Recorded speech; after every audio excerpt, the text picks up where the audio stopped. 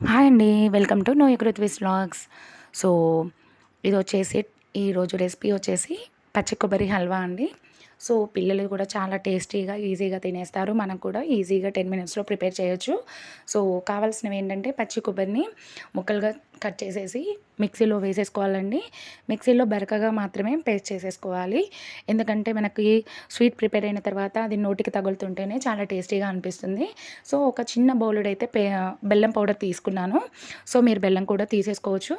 So, ఇలా బెల్లం powder తీసుకున్న తర్వాత దాంట్లో ఒక హాఫ్ గ్లాసెడ్ వాటర్ ఏసేసుకొని మెల్ట్ అయ్యే విధంగా కలుపుతూ ఉండాలి. సో, మనం వచ్చేసి సిమ్‌లో పెట్టేసేయాలండి. ఇలా కొంచెం బెల్లం అనేది మొత్తం వాటర్‌లో కరిగిన తర్వాత పాకం ఏమి అవసరం లేదండి. మొత్తం మెల్ట్ అయ్యే విధంగా కొద్దిగా మరగాలి. సో, ఆ తర్వాత నేను ఒక టేబుల్ స్పూన్ నెయ్యి వేసేసి మెల్ట్ అయ్యే విధంగా కలిపేసానండి. ఆ తర్వాత వచ్చేసి మనం పచ్చి కొబ్బరిని అందులో వేసేసి బెల్లం పట్టే విధంగా కలుపుతూ ఉండాలి. సో, సిమ్‌లో పెట్టేసేయాలండి, అడుగంటకుండా ఉంటుంది.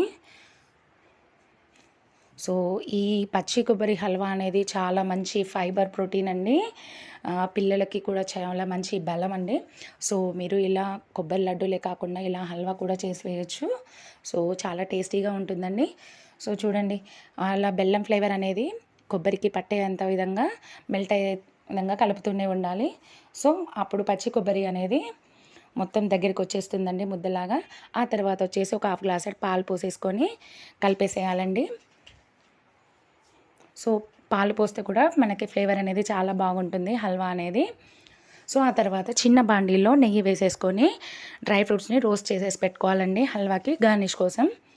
సో, నేనైతే బాదం ముక్కల్ని చిన్న చిన్నగా కట్ చేసి రోస్ట్ చేసేసుకున్నాను.